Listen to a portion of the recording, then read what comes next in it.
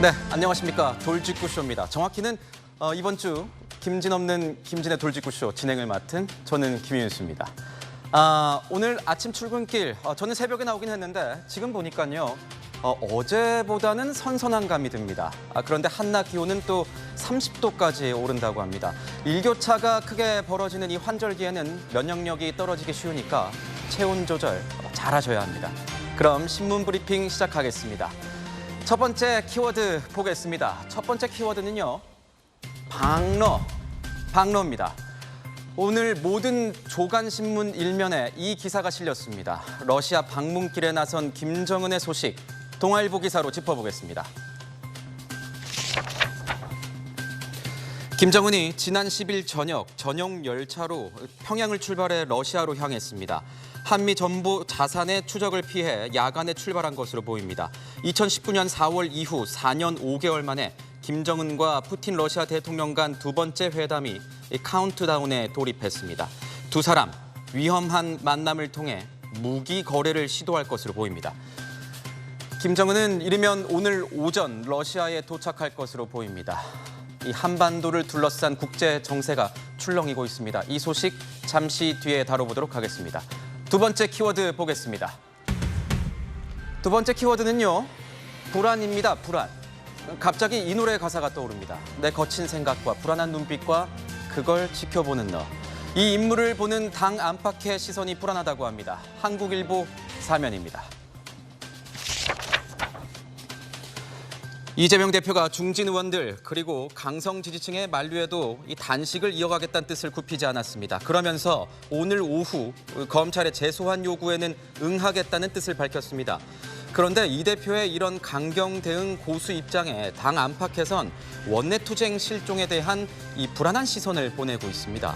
장외투쟁 일변도에 대한 불만과 함께 그 투쟁마저도 별로 효과가 없어 보인다는 우려가 나오는 겁니다. 네, 당내 일각에서는요, 이 대표의 단식 이슈가 이 야당의 이 정책 이슈마저 블랙홀처럼 빨아들이고 있다는 비판 섞인 목소리가 나오고 있습니다. 이 내용도 잠시 뒤에 다뤄보도록 하겠습니다. 세 번째 키워드 보겠습니다. 자, 세 번째 키워드는요, 부정입니다. 부정. 올바르지 아니하거나 옳지 못함을 뜻하는 단어입니다. 그들만의 리그에서 벌어진 이 부정 행위, 정말 혀를 차게 합니다. 한겨레 6면입니다. 선거관리위원회가 지난 7년간 공무원 경력직 채용에서 353건의 채용 비리를 저지른 사실이 국민권익위원회 전수조사 결과 드러났습니다.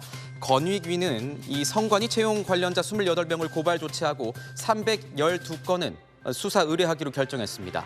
채용 공고문을 선관위 내부 게시판에만 올려서 내부자를 합격시키거나 경력 미달인데 합격시키고 평가 점수를 조작하거나 당일 추천을 받아 서류 전형 면접까지 치르고 당일에 채용한 하이패스 채용 사례도 있었습니다. 선관위 직원이 얼마나 되시는 줄 아십니까? 3,000명입니다. 그런데 거기에서 400명이 채용 비리에 연루됐다는 의혹을 받고 있습니다. 믿기십니까? 근데 이마저도요, 일부밖에 조사를 안 한 겁니다. 제대로 수사해야겠습니다. 마지막 키워드 보겠습니다. 마지막 키워드는 N수입니다. N수. 넘버, 이 숫자를 의미하는 N과 이 재수상의 합성어죠. N수. 저는 윤수. N수생 천하입니다. 중앙일보 8면입니다. 올해 수능에서 검정고시 출신을 포함한 N수생, 즉 현재 고교 재학생이 아닌 응시자 비율이 35.3%로 나타났습니다. 이건 1996학년도 수능 이후 28년 만에 최고치라고 합니다. 의대 쏠림 현상의 이과생 비율도 역대 최대 규모로 추정된다고 합니다.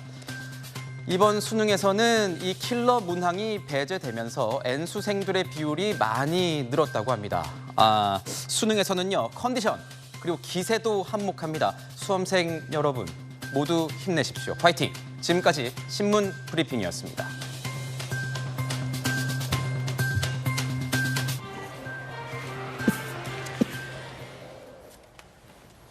네, 오늘 함께해 주신 네 분 소개해드리겠습니다. 김광삼 변호사, 김재섭 전 국민의힘 비대위원 나오셨습니다. 그리고 전재수 더불어민주당 의원, 서재현 전 민주당 상금 부대변인 함께하십니다. 어서 오십시오. 더불어민주당 이재명 대표가 오늘 오후 쌍방울그룹 대북 송금 의혹과 관련해서 검찰에 3일 만에 다시 출석합니다. 첫 번째 주제 공개하겠습니다.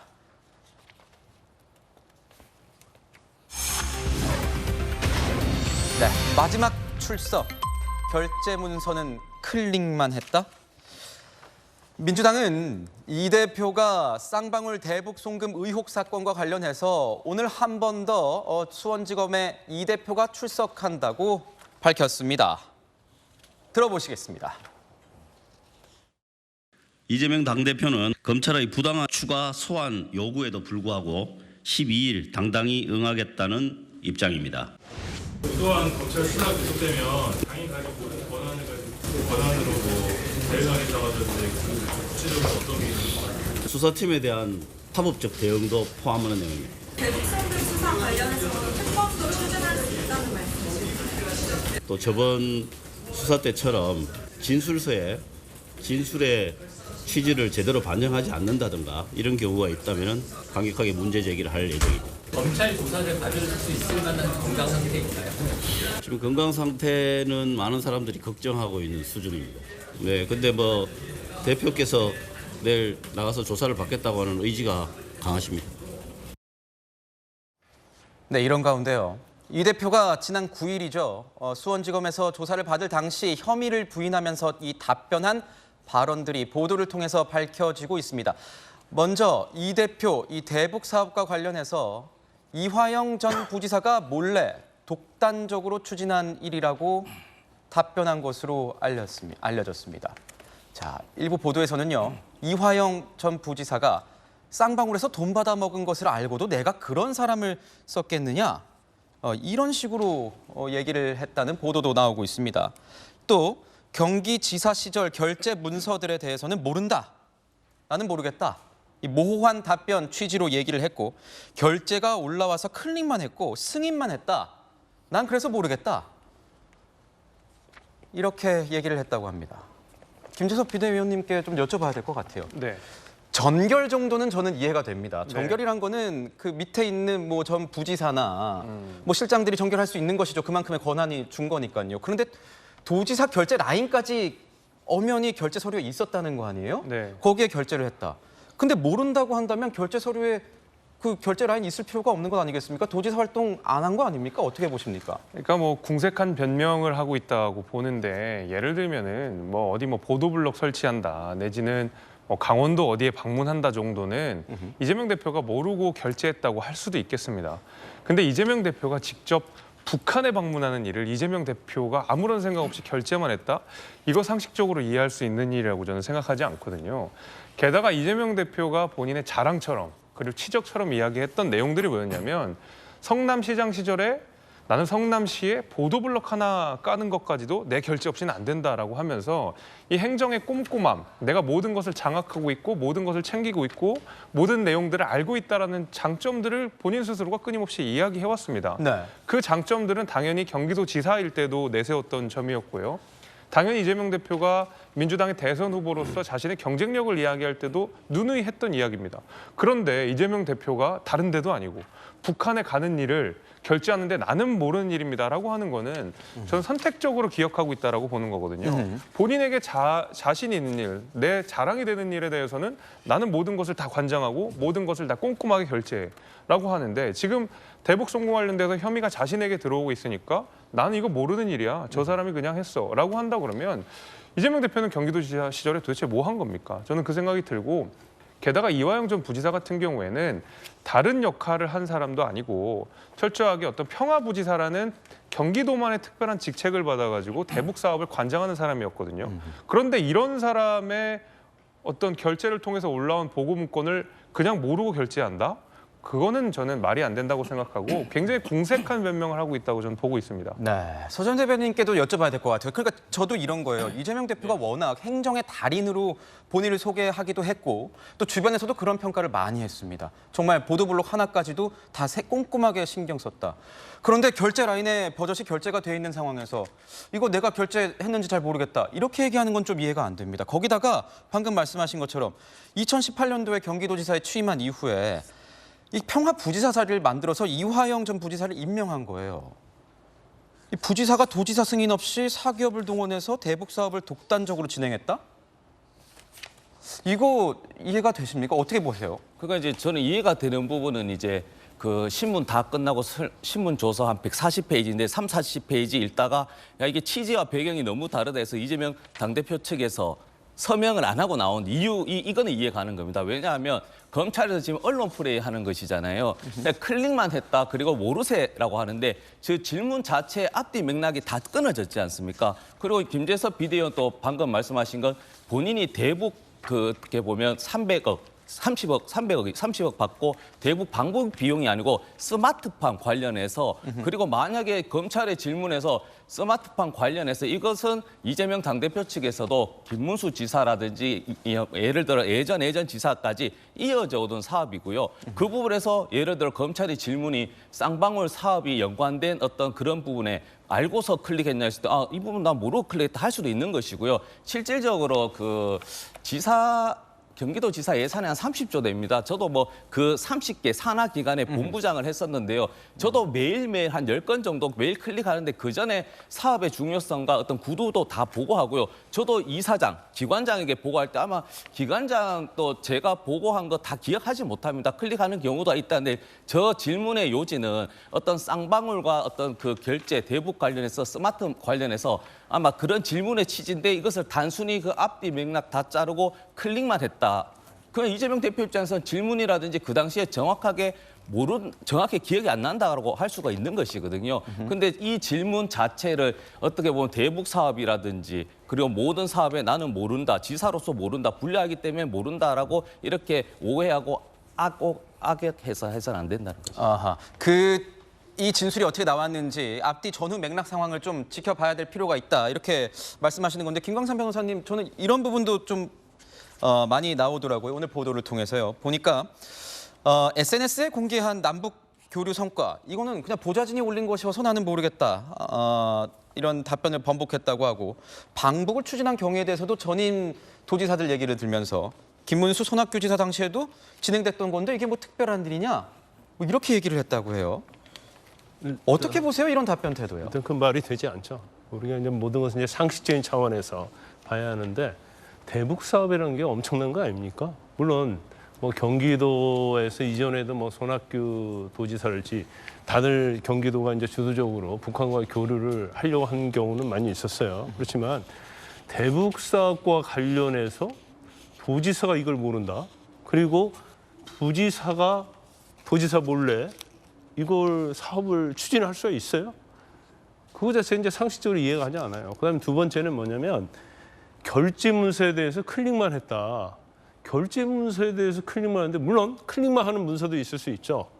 그러면 대북 사업은 엄청 중요한 거 아닙니까? 더군다나 자신이 북한에 방문한다랄지 스마트폰과 관련해서 경기도에서 이제 500만 달러를 지원하기로 하는 이런 사업들에 대해서 어떻게 결제 문서를 보지 않고 클릭을 해요? 그럼 본인이 경기도랄지 성남시 할 때 다 보지 않고 클릭을 했습니까? 이런 부분이 제가 볼 때는 이제 도저히 이해가 가지 않아요. 그것은 아마 너무나 빼도 박도 못하는 그러한 증거가 있기 때문에 이걸 벗어날 수 있는 유일한 방법은 나는 모른다는 거죠. 이왕이 마음대로 했다는 거고. 그다음에 SNS에 남북교류 성과 올렸다는 거. 물론 보좌진이 올릴 수 있죠. 그러지만 이 중요한 거 자체를 보좌진이 마음대로 올려요. 그러니까 사실은 자신에게 불리한 모든 내용은 나는 모른다. 보좌진이 알아서 했다. 이화영이가 나 몰래 다 추진했다는 거예요. 그럼 이화영이 도지사 아무 허락 없이 필리핀 가고 중국까지 가서 북한 사람들 회동을 합니까? 그건 부지사가 할 수 있는 범위도 아니고 권한도 아니고 역할도 아니에요. 그건 당연히 도지사하고 상의해서 다 하는 거고 더구나 무엇보다 중요한 것은 공문서인 결제서에 도장이 찍혀 있잖아요. 그런데 우리가 법적으로 볼 때 민사도 마찬가지고 형사소송도 마찬가지예요. 네. 본인의 도장이 찍혀 있는데 나는 모르게 찍었다. 그러면 유조했다는 거 아닙니까? 그러면 유조로 처벌해야죠. 그래서 이건 상식적인 차원에서는 이해가지 않는다는 거고, 그다음에 진행을 했다 하더라도 김성태가 네. 자신의 어떠한 대북 사업을 위해서 개인적으로 지불을 한 것이다. 여기까지는 주장할 수 있는 내용이지만 증거에 대해서 이렇게 계속 검찰이 제시하고 있잖아요. 그런데 조사받고 나와서 하는 얘기가 증거는 하나도 없었고 진술밖에 없었다고 얘기를 하는 거예요. 그러면 그 자체도 거짓말인 것이 분명해지는 거죠. 네. 검찰은요, 오늘 조사 이후에 이 대표에 대해 최대한 빨리 구속영장을 청구할 것으로 보입니다. 이번 주에 청구를 하면 추석 연휴 전에 국회에서 표결이 이루어질 수도 있다. 그래서 오늘이 마지막 출석이 될 것이다. 검찰은 9일처럼 피의자 신문조서에 이 대표가 서명을 하지 않더라도 추가 조사 없이 최대한 빨리 영장 청구를 할 것이다. 이런 어떤 예측, 관측들이 나오는데 민주당 쪽에서도 이렇게 좀 보고 계시는지요? 그러니까 사실은 이재명 대표와 관련해서 검찰 수사가 거의 2년 가까이 진행이 되고 있는데 이 수사와 관련해서 이번 달에 구속영장이 청구될 거다, 뭐 곧 될 거다, 내일 모레 될 거다, 이게 지금 2년 동안 뉴스거리입니다. 이게 검찰의 수사권, 특히 이제 특수수사에 아주 특화되어 있는 검찰 수사관, 그리고 수사 보조 인력까지 합하면 여러 수백 명의 검찰 인력을 동원해서 2년 가까이, 그리고 400군데가 넘는 압수수색을 진행한 거 아닙니까? 그 과정에서 지금 문제가 되고 있는 쌍방울 김성태 회장 같은 경우 이 해외 도피했을 때 국내로 돌아오면 변호사비 대납 사건으로 당장 구속될 것처럼 뭐 이렇게 하다가 지금 그건 온데간데 없어져 버리고 지금 또 이거 가지고 하고 있는데, 결국은 검찰이 무능한 것이 아니라면 이 상황을 말하자면 쥐고 있다가 어떤 특정 정치 상황, 정치 국면에서 이것을 하나씩 이렇게 내보이면서 어떤 오히려 검찰이 정치적 행위자로 등장해가지고 국면을 관리하고 있는 것이 아닌가라는 의심을 하지 않을 수가 없습니다. 그렇지 않겠습니까? 검찰이 특히 제가 아까 말씀드렸듯이 대한민국의 특수수사를 하는 이 검찰은 내사라든지 수사, 기소, 구형, 공판에 이르기까지 형사사법 절차에서 압도적인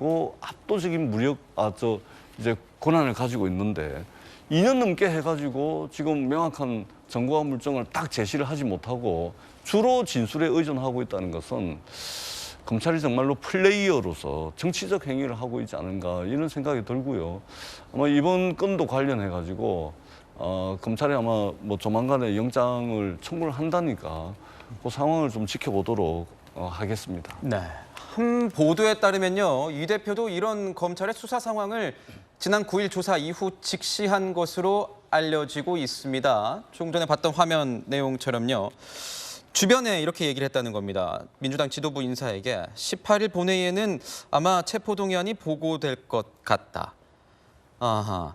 그러니까 만약에 12일 조사를 마치고도 추가 조사를 진행하지 못할 경우에 이 대표에 대한 체포동의안 표결은 최대 11월까지, 그러니까 11월까지도 늦춰질 수도 있습니다. 이유는 이 국회 본회의가 21일과 25일에 있는데 그 다음 본회의는 국정감사가 끝난 이 11월 달에나 있기 때문에 체포안이 그 이후로 밀려질 수 있다는 것이죠. 그리고 검찰 입장에서도 국정감사 이후에 이 여야가 총선 모드로 돌입하면 수사 동력이 떨어질 수 있다. 그래서 검찰이 좀 빨리 치지 않겠느냐 이런 얘기 나오는데 변호사님도 그렇게 보십니까?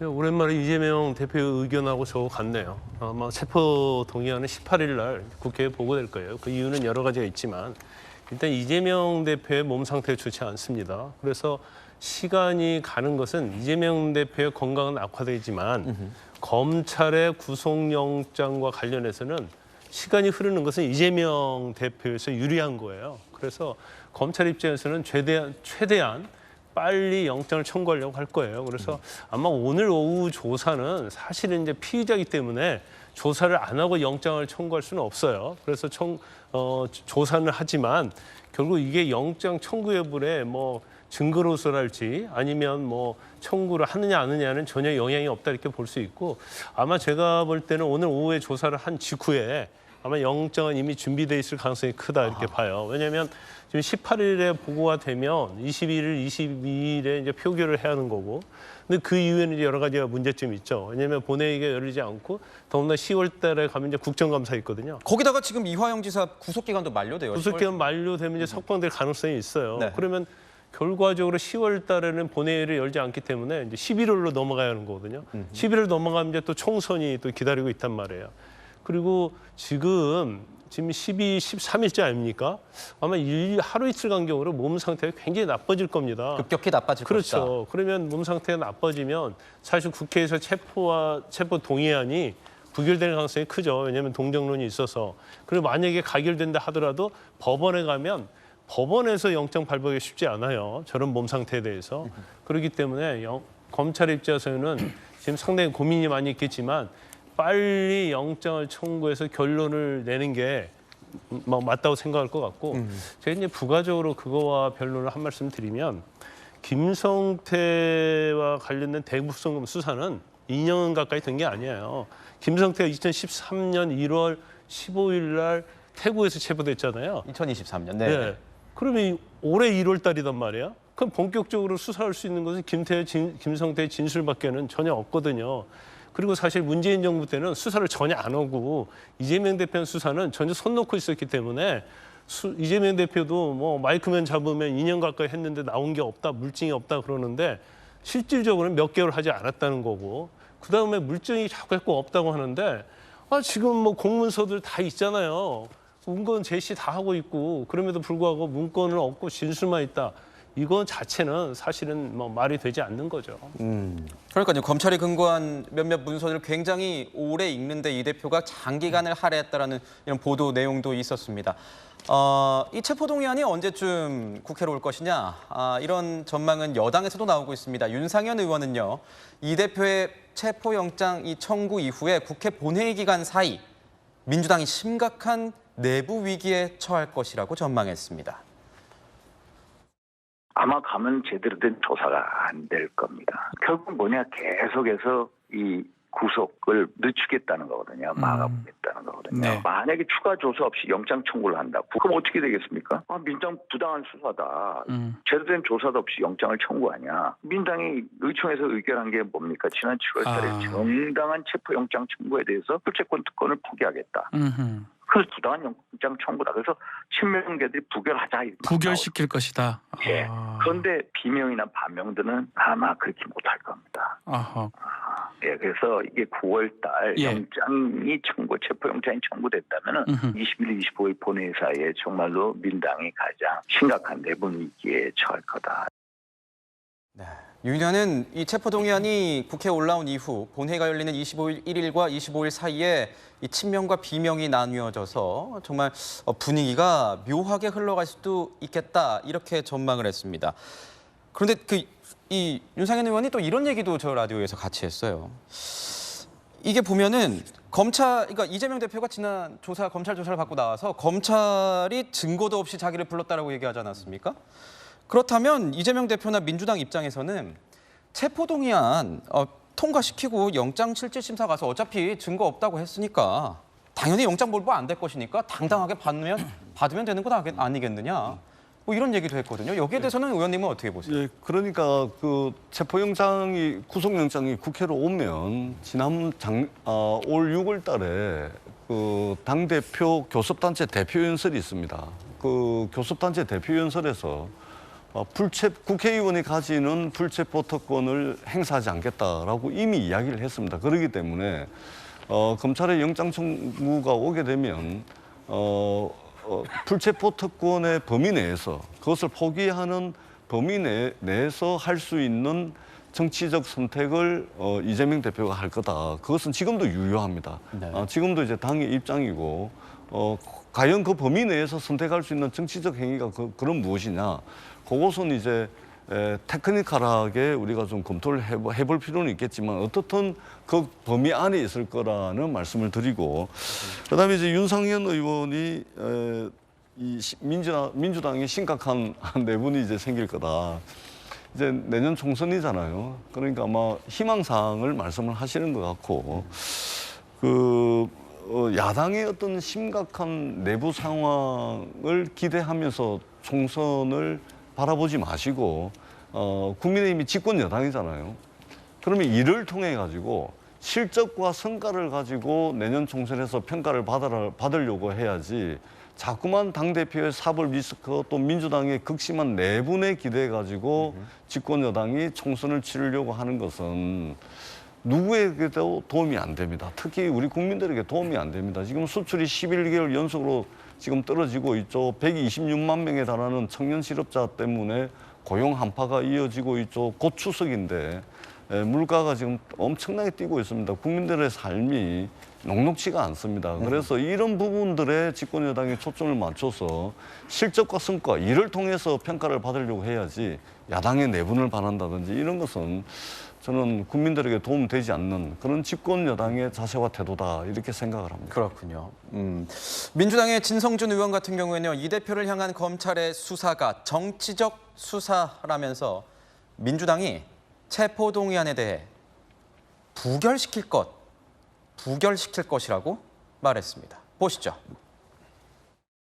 지금 한두 번도 아니고 계속 꼬리에 꼬리를 물고 혐의들을 만들어가지고 2년이 넘게 이렇게 수사를 할 수 있습니까? 구태여 정기국회가 열리기를 기다려가지고 청구한다는 것 역시나 정치적 의도가 있다고 저는 생각합니다. 영장 청구 역시 정당하다고 보기 어렵습니다. 따라서 부결시켜야 마땅하다, 저는 개인적으로 그렇게 생각합니다. 어떻습니까? 그 여당 입장에서 봤을 때는 윤상현 의원의 전망에 대해서 좀 엇갈리는 부분들이 있는 것 같아요. 부결시키겠다고 아예 얘기를 하고 있고 테크니컬하게 좀 봐야 될 측면이 있다, 이렇게 얘기도 하셨는데. 저는 윤상현 의원의 이야기와 진성준 의원의 이야기가 크게 다른 이야기는 아니라고 생각합니다. 왜냐하면 저 부결 때문에 아마 민주당의 내홍이 생길 거라고 보기 때문에 사실은 맥이 닿아 있는 이야기라고 생각이 되는데, 민주당에서도 저는 이제 아마 부결할 거라고 저는 생각하고 있습니다. 왜냐하면 이재명 대표가 단식을 계속 이어가고 있고 굉장히 어떤 건강에 위협을 받고 있는 상황이기 때문에 이 동정론 때문이라도 저렇게 단식하는 사람을 우리가 가결시켜서 실질심사 받게 해야 되느냐, 이런 동정론이 아마 일 거기 때문에 저도 부결로 가닥이 잡힐 거라고 봅니다. 근데 이제 이렇게 되면 두 가지 문제가 생기게 되는데, 하나는 이재명 대표가 체포동의안을 나는 본인이 불체포 특권을 포기하겠다라고 하는 약속에 정면으로 위배되는 행동을 민주당이 하는 거기 때문에 또 한 번 저는 민주당이 국민들의 신뢰를 잃는 계기가 될 거라고 생각합니다. 또다시 방탄정당이라는 오명을 쓰게 되는 계기가 될 거라고 생각합니다.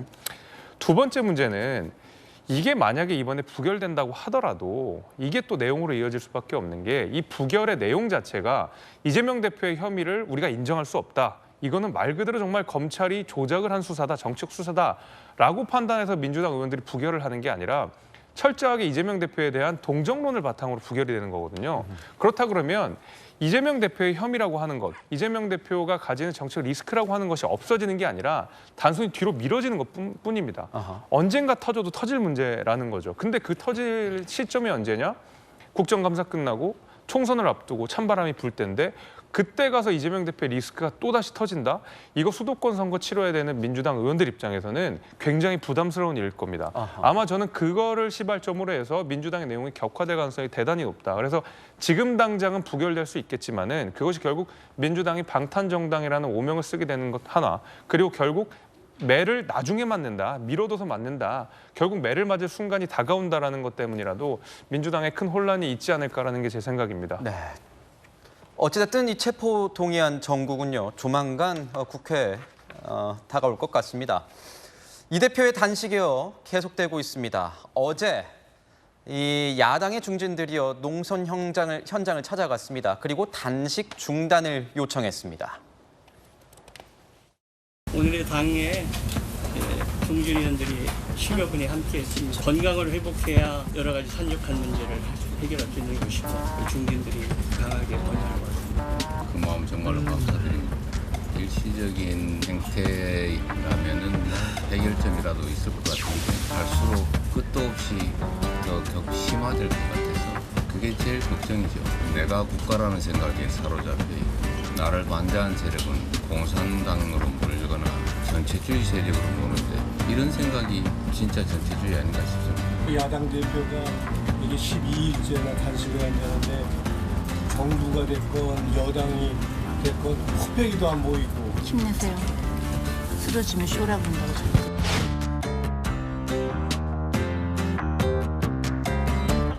이제 그만하셔야 돼요. 대표님 단식 중단하시면 저 요리 잘한다고 회복식도 만들어 드릴 테니까 이제 그만 중단해주세요. 많이 힘드시죠? 얼굴이 너무 안 좋아지셔가지고. 아직 괜찮습니다. 윤석열 정권이야말로 용산 전체주의를 꿈꾸는 거 아니냐. 그 끝을 알 수 없다는 게 더 심각한 상황인 것 같아요. 반드시 막아야 되고. 네, 이렇게 야당 중진 의원들 그리고 박지원 전 비대위원장, 용해인 의원까지 찾아가서 단식에 대해서 이렇게 지지를 보내면서도 중단 좀 해주는 게 어떻겠느냐 이렇게 요청을 하기도 했습니다. 이 대표의 일부 강성 지지층도요, 이 단식을 중단할 것을 강하게 요청했습니다. 당 청원 사이트에 올라온 내용인데 국민 응답센터에 이렇게 올라왔습니다. 압도적 행동을 약속하는 권리당원들을 믿고 단식 중단을 요청드립니다. 간곡하게. 서재현 우리 부대변인께 좀 여쭤볼게요. 예. 지금 보면은 당에서도 근데 저렇게 가는 이유가 이런 이유도 있을 것 같아요. 뭐 건강이 걱정되는 측면도 있겠지만 일각에서는 이제 이 국정감사가 다가오는 9월 정기국회는 야당의 시간이라고 알려져 있는데 이런 원내 투쟁의 어떤 동력이 다 사라지는 것 아니냐. 거기다가 야당이 뭐 민생 정책이나 이런 걸 좀 국민들한테 더 다가갈 수 있는 이런 시점이 될 수 있는데 오히려 이 단식이 블랙홀처럼 다 이런 이슈까지 빨아당겨서 야당의 역할을 제대로 못하는 것 아니겠느냐. 뭐 이런 불만도 있기 때문에 단식 중단을 요청하는 목소리도 있다고 보여지거든요. 어떻게 보세요? 네, 사실 그런 건 아니고요. 사실 이번 단식을 통해서 이제 민주당과 국민의힘 이제 공이 잃은 게 있는데요. 민주당이 잃은 것은 이제 대표의 건강을 잃은 것이고 국민의힘이 잃은 것은 이제 국민의 민심. 예, 민심을 잃은 것인데요. 지금 그 사실은 민주당을 한번 8월 말로 돌아가 보면 앞서 말씀드렸지만 이 그 백현동 사건은 올해 수사가 다 됐기 때문에 비회기 때 저희들이 비판을 받았잖아요. 일주일 동안 유례 없이 이게 쉬면서 검찰에게 기회를 줬는데 이 그 쌍방울 관련해서 이제 수사가 지금 계속 진행되고 있고 이화영 부지사도 진술이 번복이 되고 있는 상황인데 이것을 병합해서 무리하게 하다 보니 검찰은 목적이 이재명 대표의 구속이 목적이 되어서는 안 되잖아요. 수사의 신속성이 그것이 목적이 돼야 되는데 네. 그런 의도가 있다 보니까 이재명 대표 입장에서는 이것이 검찰도 그렇지만 국민의 입장에서는 어떤 그 윤석열 대통령께서 전사가 되라. 이제 장관에게 그리고 싸워 이겨라.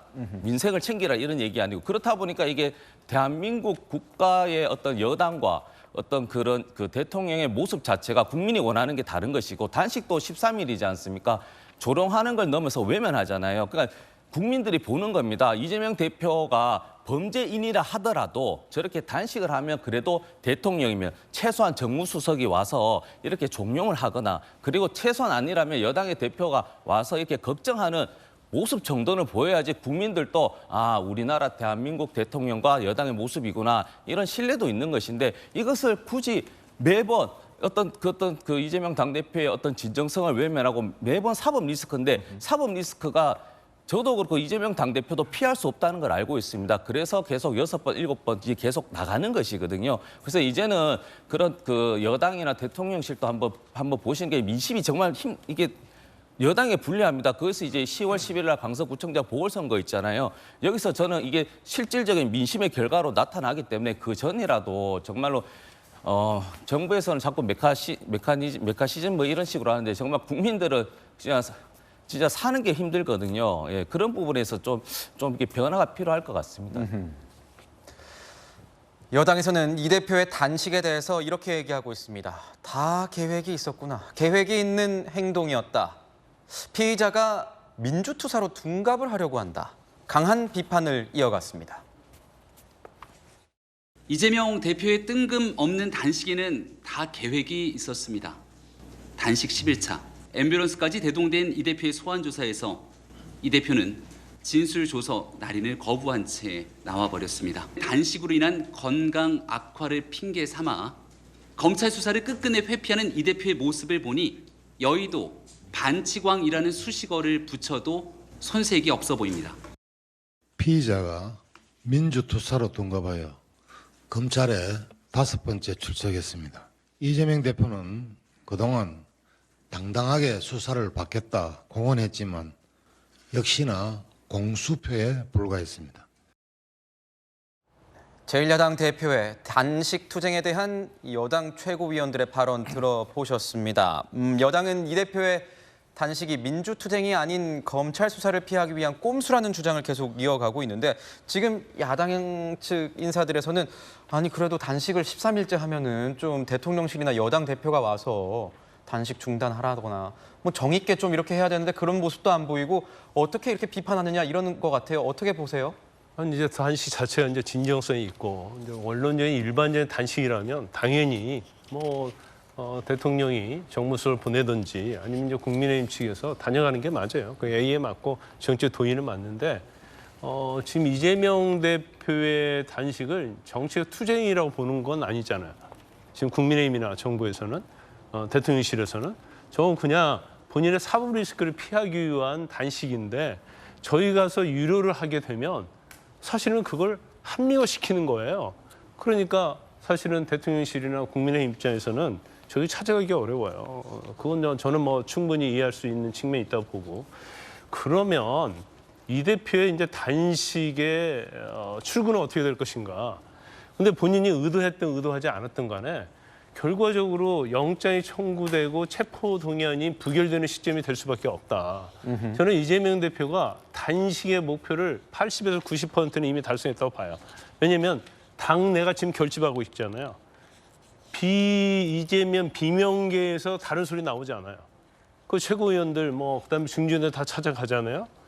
그다음에 검찰이 영장을 청구하면 저걸 가결시킬 수 있겠습니까? 그럼 어느 정도 목적은 이제 달성한 거예요. 그러면 본인은 이제 시점 자체는 결과적으로 영장 청구, 체포한 동의 부결 그때는 이제 더 이상 본인이 몸을 유지할 수 없는 상태가 될 겁니다.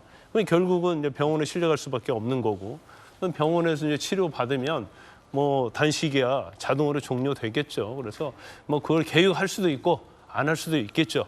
그렇지만 시간의 흐름은 그렇게 갈 수밖에 없다 이렇게 봅니다. 이 대표는 어제 최고위에서 이 건강상의 이유로 불참하기도 했습니다.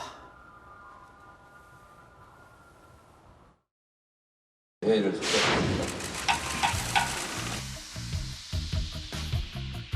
이재명 대표 단식 12일 차입니다. 오늘 공식 회의에도 못 나오셨습니다. YS 단식 때나 DJ 단식 때나 의례적으로라도 정부 여당이 걱정하는 척이라도 하고 때로 극적인 타협이 이루어지기도 했는데 오히려 야당 대표의 단식을 조롱하고 폄훼하는 이런 비인간적인 정권은 처음 봅니다. 목숨을 건 단식 앞에 검찰은 정치 수사, 망신주기 수사 태도로 일관하고 있는 것입니다. 생명이 위태로운 절박한 상황조차 검찰이 전혀 개의치 않는 것은 오히려 이 대표를 수사하는 검찰의 행태가 정치 수사라는 것을 반증합니다. 심적으로 너무나 힘드셔서 오늘 문화제에 참석하기 어려운 상태인데 여러분들께 인사드리게 오셨습니다.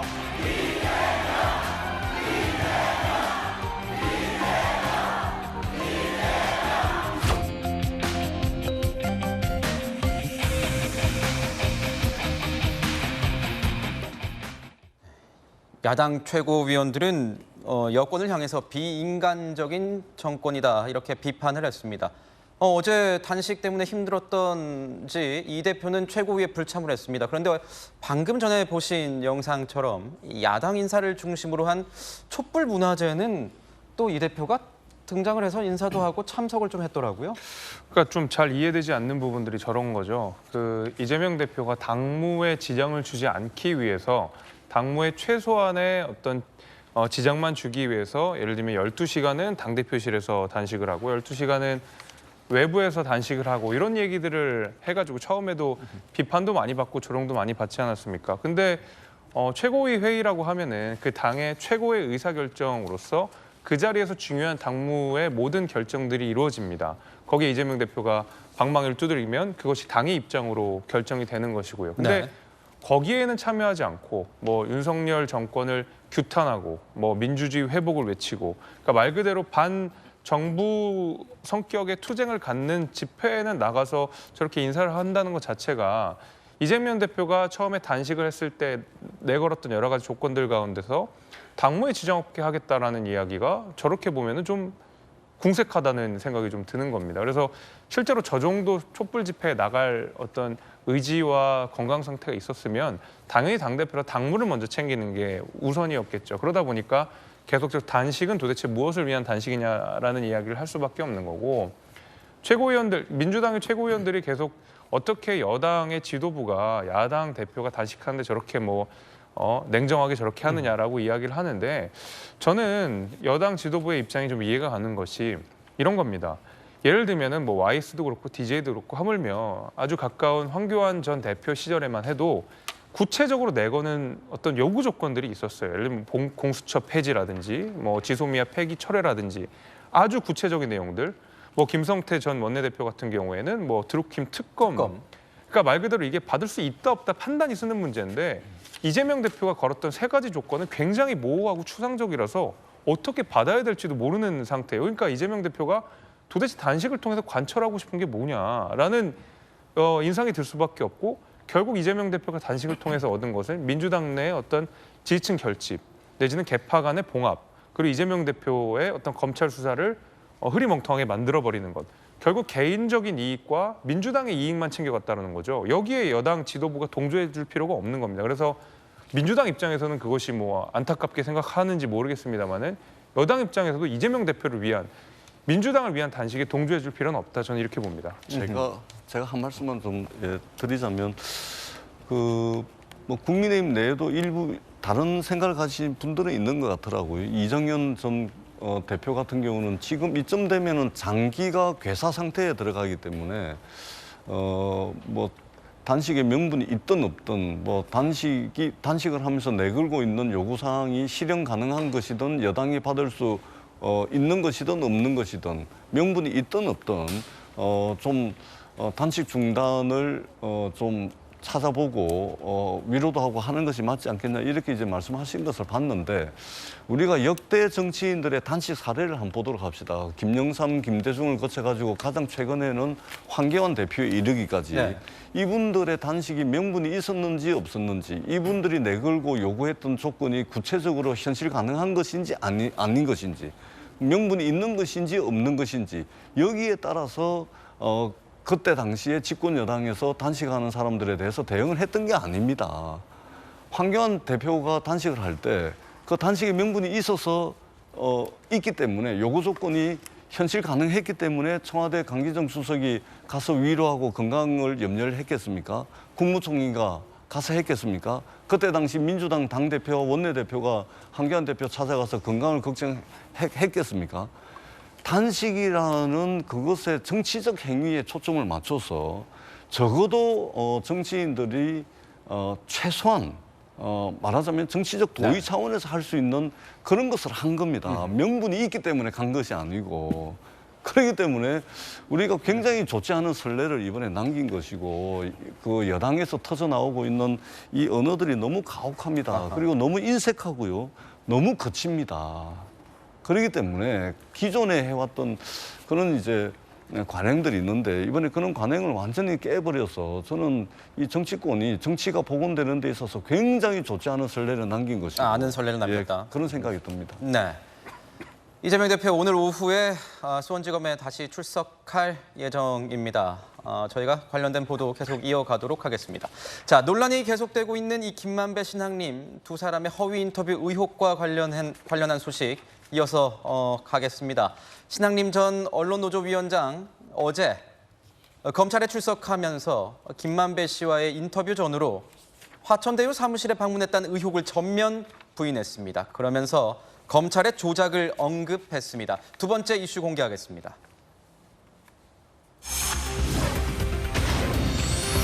신학님 포렌식.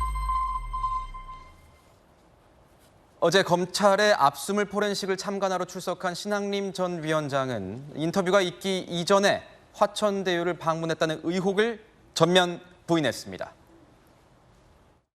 9월 15일 이전에 제가 화천대유든 천화동이든 그 언저리에 간 사실이 전혀 없기 때문에 저는 이것은 조작해내려고 하는 시도 중에 하나라고 봅니다. 김만배 씨가 교도소 간 뒤에는 왜 다시 만나신 거예요? 관계자랑 같이? 건강 상태를 한번 물어보고 짧은 메시지를 한번 전달할 수 있는 채널이 있을까 해서 그래서 간 거죠. 그래서 법률 대리인 중에 한 분을 좀 해서 제가 연락을 취할 수 있느냐가 제가 허락받지 않고 녹으면서 미안하잖아요. 신 전 위원장은 해당 의혹을 검찰의 조작 시도라고 했습니다. 조작 시도. 검찰이 조작하고 있다. 김광선 변호사님, 이거 검찰이 지금 조작하고 있다고 봐야 되는 겁니까? 그 이재명 대표의 사법 리스크 이후에 이재명 대표가 항상 하루를 멀다 않고 쓰는 용어가 검찰 조작 아닙니까? 이 검찰 조작이라는 용어가 오염이 됐어요. 오염이 됐다? 검찰 수사하면 다 검찰 조작이라고 합니다. 범죄 혐의자들은. 이게 뭐 어떻게 유행어가 될지 신조어가 될지는 잘 모르겠어요. 그런데 지금 신학님과 김만배 관계에 있어서 지금 뉴스타파가 공개한 72분짜리 녹취록 보면 그 조작했던 게 명백히 나타나지 않습니까? 주어 다 생략하고 윤석열 당시의 주무과장이 커피를 타줬다 이렇게 만들어버린 조작 아닙니까? 그게 조작이죠, 사실은. 조작은 뉴스타파가 뉴스를 조작한 거예요. 그 조작된 걸 가지고 다른 방송에서 쓴 거고 이재명 대표가 또 주장을 한 거고 SNS에 올린 거거든요. 그게 조작이에요, 사실은. 그런데 15년, 20년 만에 처음 만나는 사람이 만나는 사람 전에 같은 언론 동료였던 사람의 녹음을 합니까? 그다음에 5일 안 돼서 1억 6,500만 원 책값 받아요? 그리고 왜 그다음에 화천대유 갑니까? 화천대유 가는 거 안 갔다 오잖아요. 유령이다 이렇게 얘기를 하고. 그다음에 뉴스타파에서 보도를 하는데 지금 대선 3일 전에 보도했다는데 이미 그 보도 내용은 6개월 전에 만들어졌다는 거 아니에요? 그럼 6개월 전에 만들어 놓고 터뜨릴 시간을 정하고 있었다는 거 아닙니까? 그다음에 보도가 됐어요.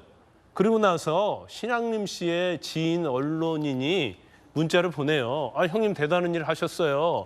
그것도 대선 이틀 전에. 그러니까 웃으면서 아니야 3일 전이야. 크크크. 이렇게 얘기하잖아요. 네. 이보다 더 명백한 증거가 어디에 있어요. 그럼에도 불구하고 이러한 근거는 다 무시하고 조작이다고 저 신학님의 진술밖에 없는 거예요. 증거는 명백한데. 네. 항상 주장하는 게 진술밖에 없다고 하는데 본인의 진술밖에 없는 거죠. 제가 볼 때는 아마 영장도 발부될 가능성이 크고 형량도 굉장히 높게 나올 겁니다. 재판받으면. 신학림 씨 같은 경우는 2021년 9월 15일에서 20일 사이에 화천대유로 간 건 이 보도를 위한 양해를 구하기 위해서 간 것이었다. 이런 취지로 얘기를 하고 있습니다. 해당 내용을 보도한 뉴스타파 기자는요. 지난주 한 라디오 방송에 출연을 해서 아니 도대체 6개월 전에 누가 대선에서 후보로 붙을지도 모르는 상황에서 어떻게 결과를 가정을 해서 인터뷰를 한다는 거냐. 이건 불가능하다. 이렇게 해명하기도 했습니다. 그러니까 뉴스타파의 해명은 당시 시점에서 국민의힘, 민주당의 대선 주자가 누가 될지도 모르는 상황에서 그 뒤를 과정한 인터뷰는 상상하기 어렵다 이런 겁니다. 사실 2021년 9월이라고 하면은 대장동 의혹의 아주 초입 부분인 것은 사실인 것 같은데 전재수 의원님 그렇다고 해서 저희가 이런 뉴스타파의 해명에 대해서 어떻게 전적으로 받아들여야 될지 어떻게 보십니까? 그러니까 기자와 취재원 사이에 부적절한 동거래가 있었다라는 것은 이게 말이 안 되는 겁니다. 그렇기 때문에 이 문제가 지금 생기는 것인데요. 이것은 기왕에 특별수사팀이 꾸려졌으니까 기자와 취재원 사이에 부적절한 동거래가 왜 있었는지 이거 밝혀내면 됩니다. 근데 지금 많은 언론과 이제 국민의힘에서 전체 그림을 그리자면 이런 거 아닙니까? 김만배와 신학님이 인터뷰가 있었고 그리고 여기에 정치적 배후가 있었다는 것인데 민주당이 정치적으로 배후 공작을 해가지고 뉴스타파가 대선 3일 전에 보도를 했고 그리고 이 내용을 KBS, MBC, JTBC를 비롯한 언론사와 고소고발당한 6명의 기자가 말하자면 짜고서 선거에 영향을 미치기 위해서 이 공작을 벌였다는 거 아닙니까? 그리고 이것은 사형감이고 그다음에 1급 살인죄고 그다음에 국기문란이고 이런 거 아닙니까? 지금 이 이야기거든요. 자, 공작을 하려면 공작을 하는 그 내용에 대해서 아는 사람이 최소화돼야 됩니다. 적어야 돼요. 아는 사람이 많으면 많을수록 그 공작이 성공할 가능성이 없죠. 비밀이 다 새어나가니까. 이게 가능할까요? 근데 이미 그렇다라고 단정을 짓고 특별수사팀을 꾸렸습니다. 자, 그러면은 이게 이제 선거에 영향을 미쳤다는 것인데, 그러면 지난 대선 우리가 한번 복기를 해볼까요? 그때 당시에 이재명 대표가 조폭에 연루가 돼가지고 20억 받았다. 이 돈다발 사진도 올라오고 김용판 국민의힘 의원이 막 흔들어대고 국민의힘이 얼마나 많이 공격을 했습니까? 언론 보도는 또 얼마나 됐습니까? 선거에 엄청난 영향을 미쳤잖아요. 그런데 이 수사에 대해서는 특별수사팀은 그 정도까지는 뭐 바라지도 않는데 수사를 했는지 안 했는지 모를 정도로 약식 기소하고 끝나버렸습니다. 재정 신청을 했더니 법원에서 이걸 왜 약식 기소하냐, 정식 재판을 해야 된다 그래가지고 법원이 판단을 해가 정식 재판을 간 거거든요. 자, 어떤 것은 특별수사팀까지 꾸려가지고 1급 살인죄고 사형감이고 국기문란이고 하고 같은 사안에 대해서 이것은 그냥 약식 기소해버리는 겁니다. 그러면 검찰이 하고 있는 수사가 공정하냐? 신뢰성에 의미가 가는 거죠. 그러면은 검찰이 왜 이렇게 하냐? 그것은 정치적 목적이 있다라고밖에 볼 수가 없는 것이죠. 왜 한쪽에 대해서는 엄청나게 가혹하게 하고 한쪽에 대해서는 알고도 모르는 척 수사 공정합니까? 같은 기준과 잣대가 적용되고 있다라고 우리가 볼 수가 있겠습니까? 저희들은 이런 생각을 하는 것이죠. 그런데 저는 이런 생각도 좀 들어요, 의원님. 저 언론인 입장에서 개인적인 의견이라면 조폭 연루설과 이 짜깁기 의혹, 저는 조금 다르다고 보는 이유는 뭐냐면 개인적일 수 있지만 시점상으로 봤을 때 대선 중간에 나와서 어떤 반박과 검증에 가능한 기간에 나왔다는 거죠.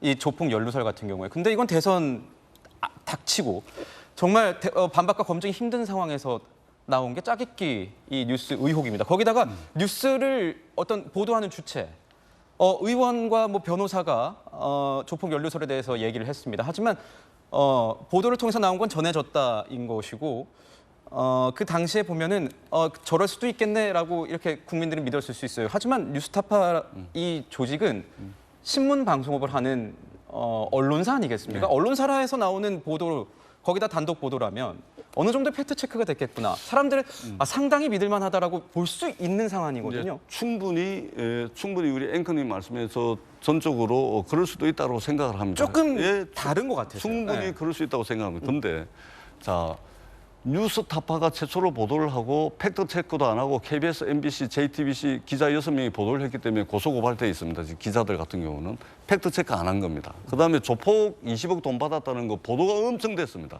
팩트 체크 안 하고 보도를 다 한 겁니다. 그다음에 더 중요한 것은 이것이 선거에 영향을 미치기 위한 목적을 가지고 공작을 했다는 거 아닙니까? 그렇기 때문에 국기문란이고 사형감이라는 거 아닙니까? 자, 조폭 연루도 김용판 의원이 흔들어대고 변호사하고 해가지고 사진 찍어서 보도한 것도 선거에 영향을 미치기 위해서 한 거지 않습니까? 그렇기 때문에 결국은 이게 선거에 영향을 미치는 행위이기 때문에 결국은 건수를 달자면 어느 것이 더 무게가 나간다고 할 수가 없을 정도로 선거에 영향을 미친 것으로 볼 수가 있는 것입니다.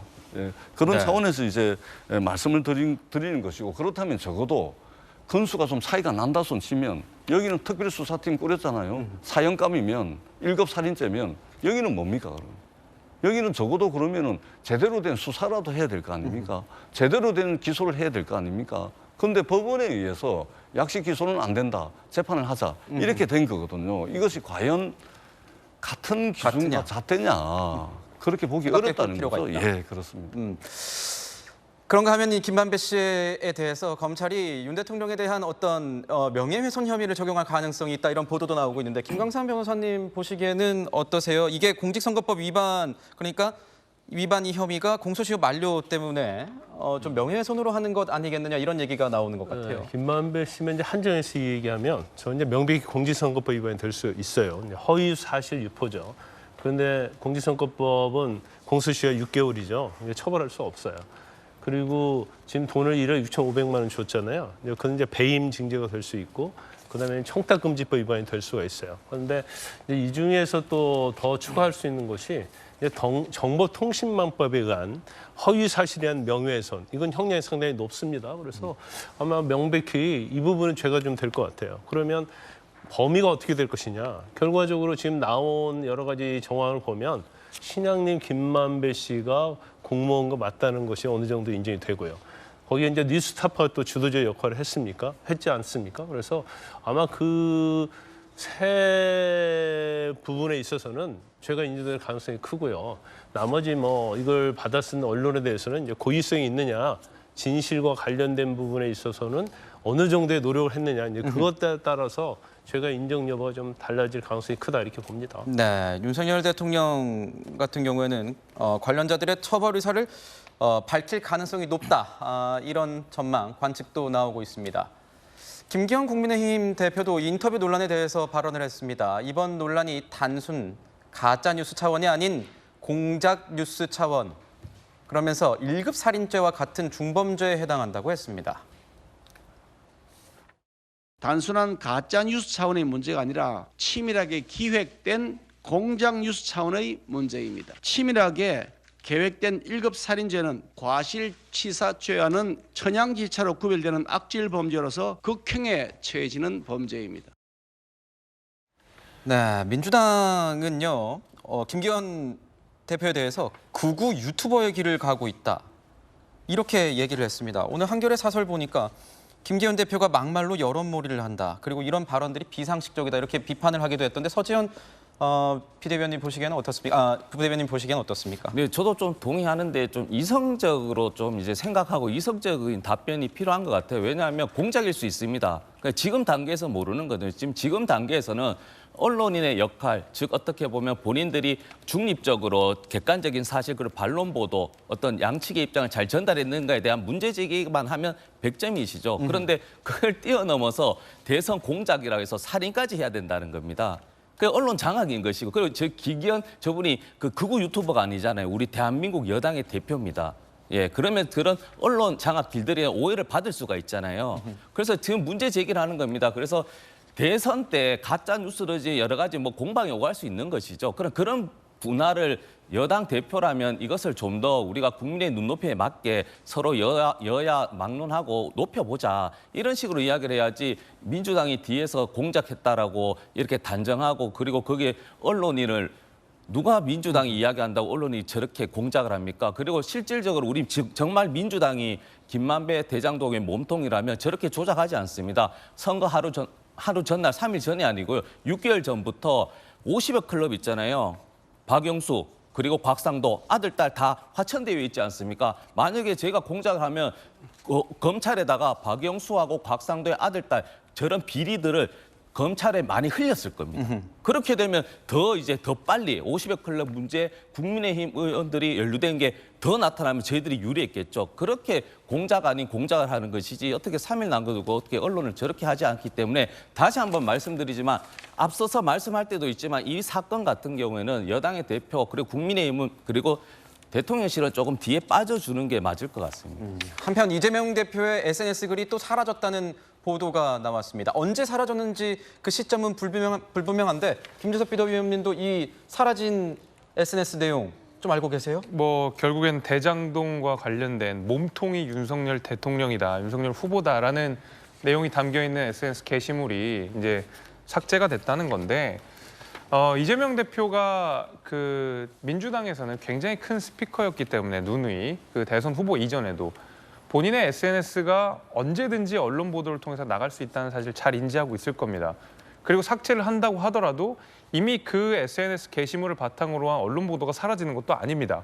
그럼에도 불구하고 저걸 지웠다는 것은 분명히 이재명 대표도 저거에 대해서 찜찜한 무언가가 있었기 때문에 그나마 SNS라도 지워보자라는 생각이었던 것 같거든요.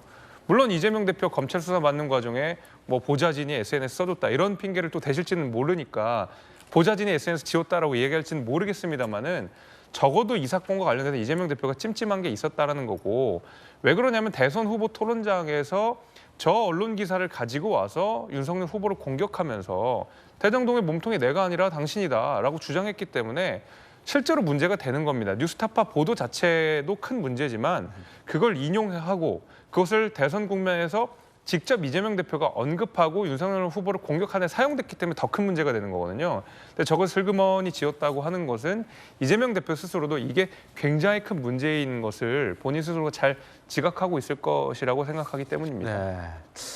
근데 이런 빅샷들 SNS 이제 건물들의 SNS는 전부 다 모니터링을 하고 있기 때문에 지워도 뭐 크게 소용이 없는 것 같아요. 다 다운을 받아놨나 봐요. 그래서 저도 내용을 보니까요. 앞으로 이 사건은 어떻게 이어지는지 좀 더 지켜보도록 하겠습니다. 이번엔요. 저희가 준비한 다음 순서 뜨거운 소식 2가지가 준비되어 있습니다.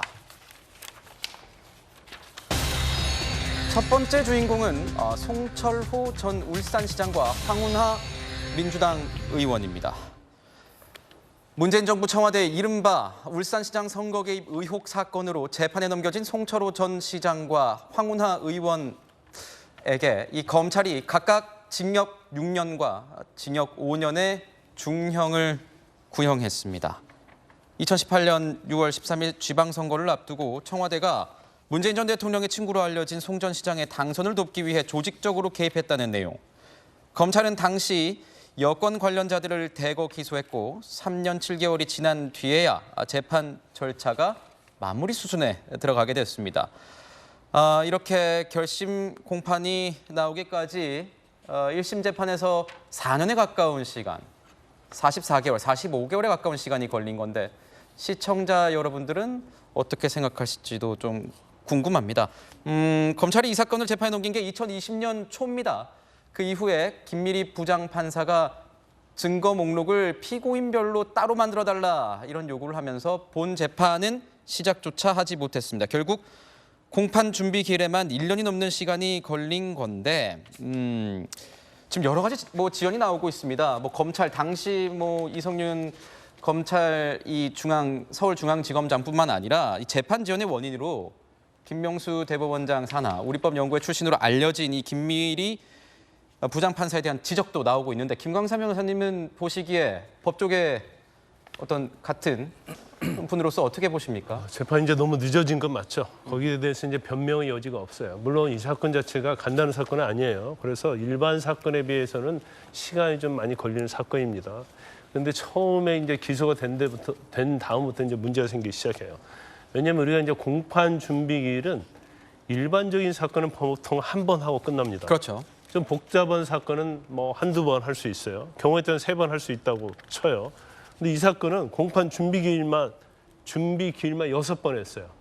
그리고 1년 4개월이 걸렸어요. 그러니까 재판을 본격적으로 들어가지 못하고 1년 4개월 동안 계속 재판 준비만 하는 거예요.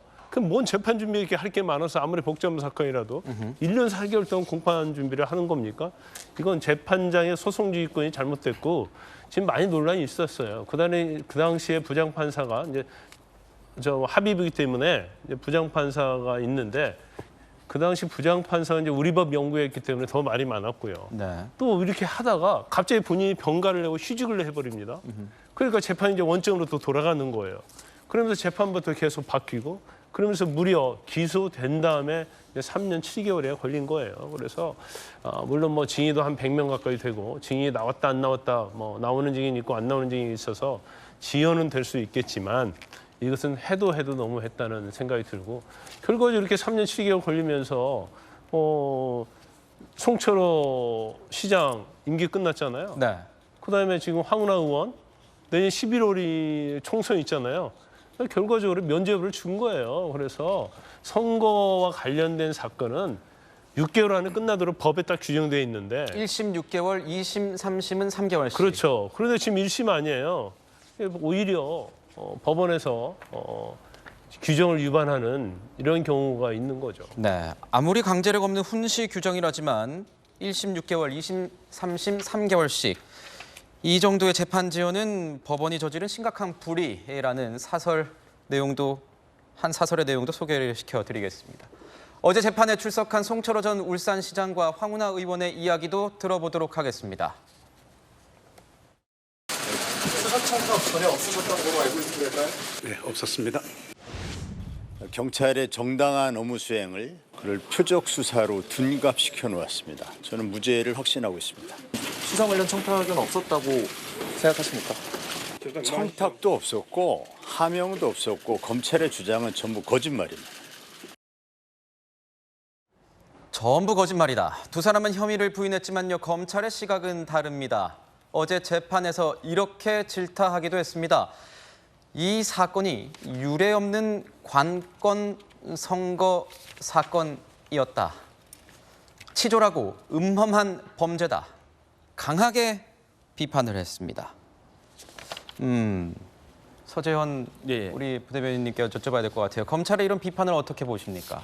이게 지금 한 5년, 6년 지나니까 이게 저도 가물가물하지 않아서 한번 확인해 보니까 이 핵심은 뭐냐? 사건의 핵심은 2014년도에 이제 김기현 아까 말씀했던 여당 대표 김기현 대표님이 울산시장 선거 그 당시에 친형과 동생이 있는데 이분에게 그 당시에 그 울산에 있는 건설업자가 울산시장 그러니까 즉 이제 본인 김기현 대표가 울산시장이 되면 인허가 관련해서 용역 관련해서 한 30억 원 부정 청탁을 하는 것인데 울산시장이 됐습니다. 김기현 대표가. 그런데 이것을 약속 이행을 안 한 거예요. 친형과 형이 동생이. 그러다 보니까 건설업자가 경찰에 고발을 하는 겁니다. 그러면서 이제 그 울산시 정무부시장이 이제 어떤 청와대에 이런 사건이 있어 보고하고 그러면 이제 수사가 진행될 것이고 그러면 그 당시에 울산 경찰청장이 황운하 이분이시거든요. 그러니까 시기적으로 만약에 검찰이 저렇게 5년, 6년 구형을 하게 된다면 울산의 어떤 그 건설업자 있지 않습니까? 이 사주한 증거만 밝히면 되는 것인데 이런 제보하고 수사해야 될 상황에서 수사를 한 것인데 이것을 어떻게 보면 식사를 같이 했다는 이유로 그 당시에 수사 청탁이라는 어떤 협의가 있었다고 가정해서 이렇게 수사하고 구형을 한다는 저는 굉장히 부적절하다고 보는 것이거든요. 지금 보면요, 김지섭 비대위원님. 근데 이 내용이 하명 수사 의혹뿐만이 아니라 어떻게 보면 당내에서 어떤 후보 매수 혐의도 있는 것이고 청와대에서 비서실 내 8개 조직이 나서서 어떤 공약 지원까지 한 선거 범죄 종합 선물 세트 아니겠느냐 이렇게 검찰은 보고 있는 거 아니겠습니까? 그러니까 이제 관건 선거, 최악의 관건 선거 이런 얘기가 나오는 겁니다. 그 송철호 전 시장 같은 경우에는 문재인 대통령과 굉장히 각별한 사이라고 알려져 있고요. 송 전 시장이 내세웠던 네거티브 전략에 경찰이 그에 맞는 어떤 수사가 됐다라는 의혹들이 굉장히 많이 생겼거든요. 네. 게다가 황운하 의원 지금 뭐 청탁 의혹, 뭐 하명 의혹 이런 거 없다고 이야기하지만 결국에 지금 민주당 의원이 되셔서 자리를 차지하고 계시잖아요. 이제 이런 것들을 보게 되면 뭔가 좀 있어 보인다. 얼마든지 합리적 의심을 저는 할 수 있다라고 저는 생각이 되고요. 당시에도 굉장히 많은 비판들이 있었습니다. 문정부에서 이 송철호 시장을 당선시키기 위해 정말 총력을 다한다는 느낌이 들 정도로 굉장히 많은 문제가 있었고 그 가운데서 김기현 대표가 정말 측근들 샅샅이 다 뒤져가면서 굉장히 많은 압수수색 당했다는 이야기 여러 번 했습니다. 이재명 대표가 뭐 몇백 번 압수수색을 했는데 내가 죄 하나 안 나왔다 이야기하지만 그거 김기현 대표에게 똑같이 적용되는 얘기입니다. 김기현 대표 굉장히 많은 압수수색 당했고 그 가운데서 혐의 없는 걸로 밝혀졌습니다. 지금에서라도 사과하고 뭔가 진실을 밝혀내야지 이거 검찰 조작이다, 검찰이 무리한 수사하는 거다라고 퉁치고 넘어갈 수 있는 일은 아니라고 생각합니다. 네, 지연된 정의는 정의가 아니다 이런 말도 좀 떠오르는데 이제 11월이면은 1심 공판에서 결과가 나올 겁니다. 한번 지켜보도록 하겠습니다. 이어서 핫투 두 번째로 넘어가 보겠습니다. 저 오늘 이 기사 보고 정말 많이 놀랐습니다. 채용 비리 의혹이 불거진 성관이 내용입니다. 어제 국민권익위원회가 성관이의 경력 채용을 전수조사한 결과를 발표했습니다. 함께 보겠습니다. 이겁니다. 권익위 성관이 채용 비리 의혹 353건 적발했습니다. 지난 7년간 경력 채용 중 58명이 부정 합격을 했다. 부정 채용 의심 사례 정말 다양합니다. 당일에 면접한 뒤 그날 채용되는 하이패스 채용, 성관이 관계자에게만 가점을 부여하는 어떻게 이게 가능할까요?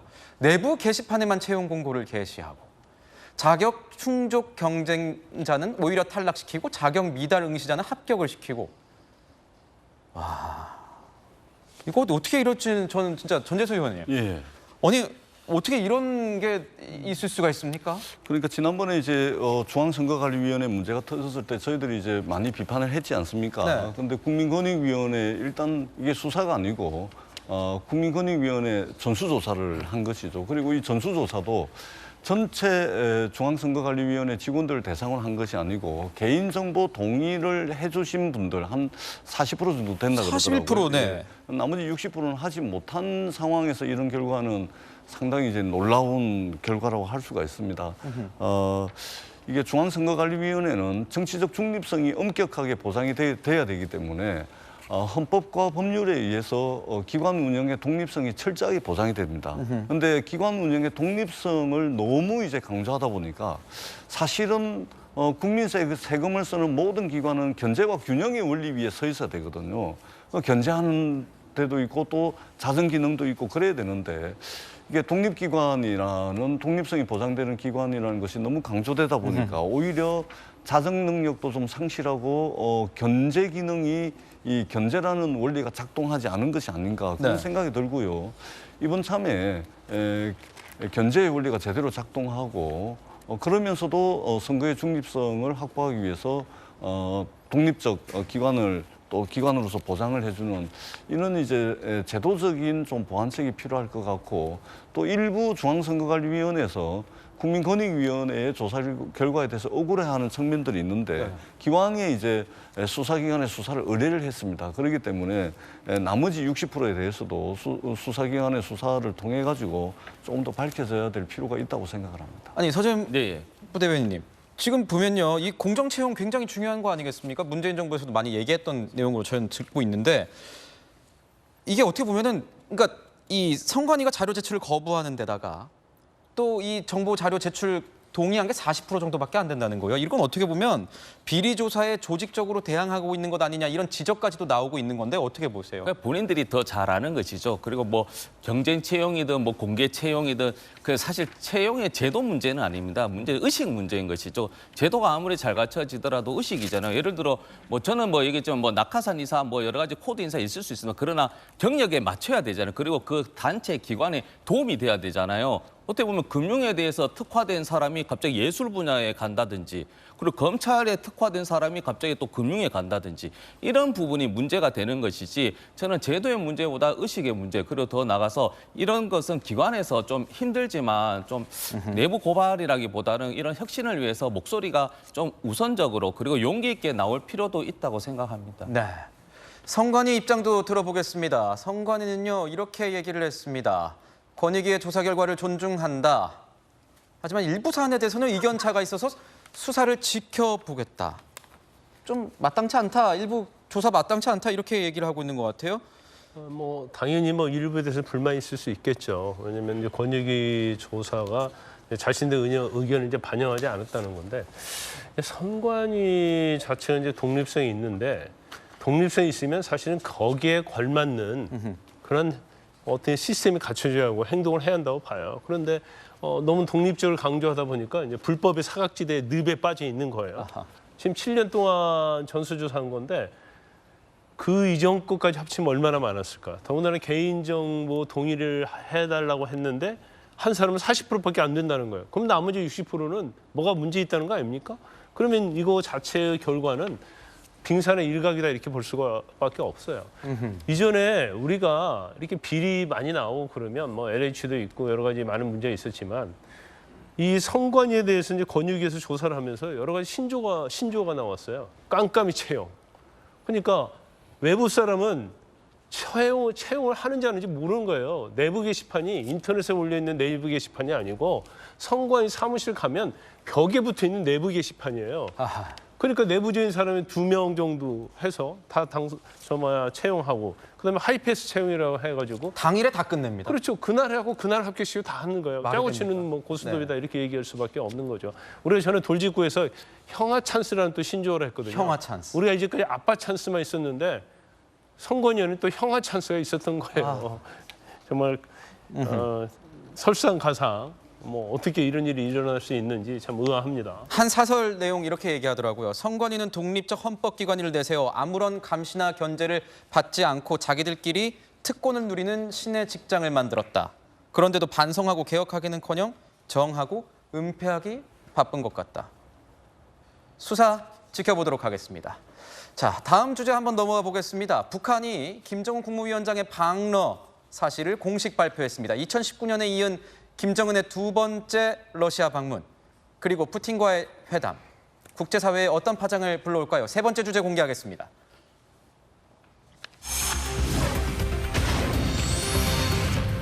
네, 4년 만에 재회, 무기거래 커넥션.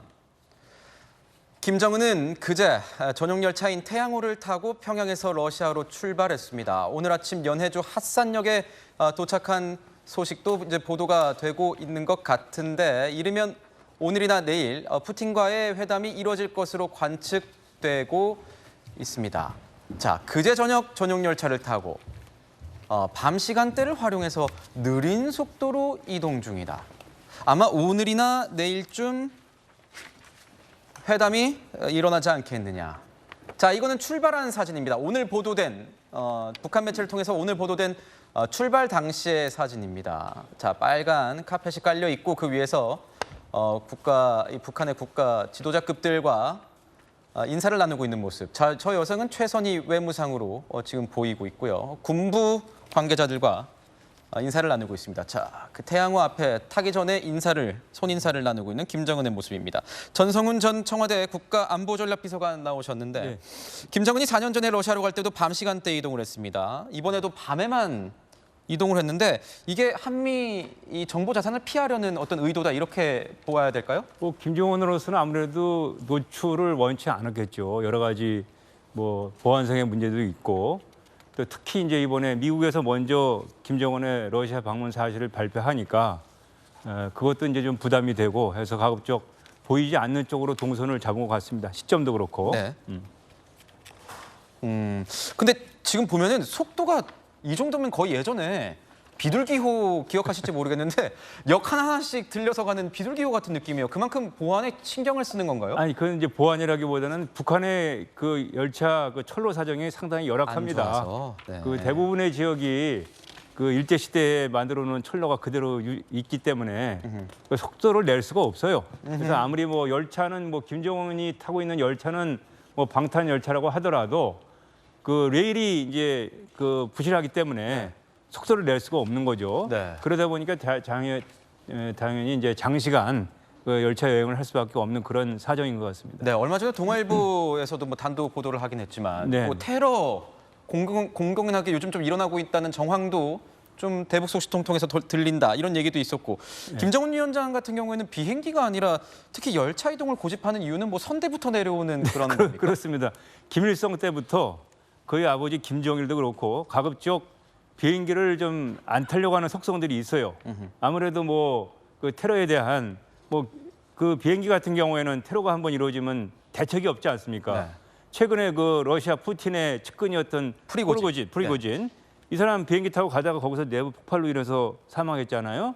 그리고 대책이 없기 때문에 가급적 이제 이 김씨 일가는 옛날부터 그 비행기 이용은 좀 가급적 자제를 해왔죠. 네, 저도 베이징 특파원 할 때 이제 베이징 공항에서 고려 항공기 들어오는 것만 이제 눈에 빠지게 이제 보고 봤는데, 고려 항공기는 지나가면 털털털 걸리는 게 보이더라고요. 그래서 이제 그 취약한 국가들은 네.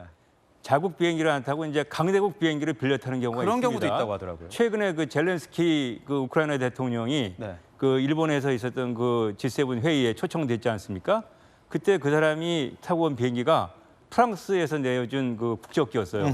그러니까 이제 안전상 외국의 비행기를 타는 경우도 있습니다. 굉장히 안전에 지금 치중한 것 같은데, 김정은 전용 열차 이 태양호 달리는 요새라고 알려져 있는데 어떻습니까? 여러 가지 이제 보안 장치하고 또 테러에 대비한 그 방어 장치가 다 되어 있겠죠. 무조건 방탄이겠죠, 전부 다. 당연하죠. 당연히 방탄이 되어 있고 자체적으로 무장이 돼 있어가지고 일정한 외부의 공격은 자체적으로 커버할 수 있는 그런 시스템은 다 되어 있을 것으로 충분히 예상할 수가 있습니다.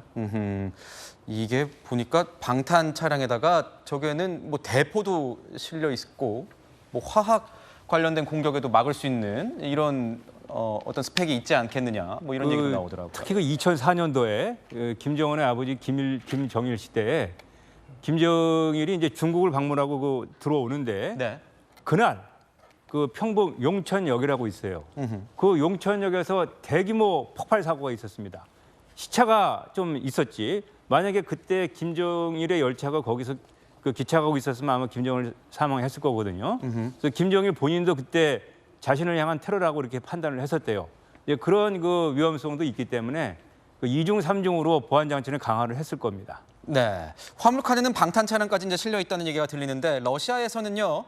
김정은 위원장을 굉장히 환대하는 분위기입니다. 만찬이 열릴 거라는 이런 소식도 보도를 하고 있습니다. 전성훈 비서관님께서 보시기에는 어떻습니까? 북한과 러시아가 우호적인 관계를 맺고 있는 것 같은데 이 북중러가 한미일과 신냉전 구도를 만들어가고 있다. 이렇게 보는데 어떻겠습니까? 지금 이 모든 사태의 연골고리는 결국 우크라이나의 전쟁이고요. 그 우크라이나의 전쟁에서 푸틴이 예상외로 굉장히 고전을 면치 못하고 있고 지금 무기가 부족해서 여기저기 지금 손을 벌리고 있는 상황인데 지금 당장 발등에 떨어진 불이 포탄을 확보하는 게 시급하기 때문에 그 지금 푸틴으로서는 북한이 가지고 있는 재래식 포탄을 확보하는 게 1차적인 관건이죠. 그래서 이번에 가장 중요한 의제는 뭐 북한 대표단의 그 면면을 보더라도 군사적인 문제가 제1의 또 거의 유일한 이슈가 될 겁니다. 푸틴은 북한으로부터 포탄을 받으려고 하고 당연히 북한은 러시아로부터 지금 북한이 핵무기 첨단화를 하고 있는데 부족한 기술들이 있어요. 정찰 기술도 그렇고 ICBM 제지 및 그 기술도 그렇고 여러 가지 또 초고속 기술도 그렇고 핵잠수함 문제도 이렇고 그런 최첨단 기술을 받아내려고 협상을 할 겁니다. 많은 분들이 야 아무리 그래도 러시아가 어렵다고 해도 그 자기네들이 최첨단 기술을 가지고 있는데 그 북한의 그 재래식 포탄 그 받으려고 그걸 주겠는가 이렇게 의문을 제기하는 사람들도 있는데 그거는 우리의 생각이지 그 입장을 바꿔놓고 생각을 하셔야 됩니다. 비유컨대 부자가 옷에 금프로치를 달고 있는데 며칠 굶었어요. 이 사람이 상황이 나빠져가지고 그런데 가난한 사람이 그냥 평소에는 먹지도 않을 그 빵을 들고 가는데 부자가 그 빵을 좀 먹겠다고 하면은 가난한 사람이 그러면 나 그 금프로치를 달라 그러면 부자가 안 주겠습니까? 지금 그만큼 러시아의 푸틴 상황이 그 안 좋기 때문에 충분히 러시아의 최첨단 기술과 북한의 재래식 포탄 거래는 충분히 성사될 가능성이 있습니다. 해리스 미국 부통령 같은 경우에도 강한 어조로 이제 경고를 하고 있는 게 자포자기 행위의 일환이다. 북한이 이에 응한다면 중대한 실수가 될 것이다. 이렇게 얘기를 하고 있는데 저희가 뭐 제재할 수 있는 방법이 있습니까? 지금 북한으로부터 포탄을 제공받게 되면은 우크라이나 전쟁이 미국과 서방 세계가 주도하는 방향으로 안 갈 수 있기 때문에 그거에 대한 이제 자극을 받아서 그런 강한 멘트가 나오는 건데 사실 북한은 지금 핵무기 미사일 개발로 인해서 온갖 제재를 다 받고 있습니다. 러시아도 지금 우크라이나 전쟁으로 인해서 거의 국제사회의 미아가 되다시피 했잖아요. 네. 과연 이 상황에서 미국이나 서방 세계가 러시아와 북한에게 추가로 어떤 더 추가적인 제재를 할 수 있을지 뭐 그 제재가 과연 얼마나 큰 아픔을 줘서 포탄 수출하던 거는 멈추게 할 수 있을지 거기에 저는 좀 의문을 가지고 있습니다. 네, 박진 외교부 장관 같은 경우에는 독자적인 제재까지도 지금 고려하고 있다 이런 보도가 나오고 있습니다. 저희는 60초 뒤에 돌아오겠습니다. 오늘 준비한 소식은 여기까지입니다. 좋은 하루 되십시오. 고맙습니다.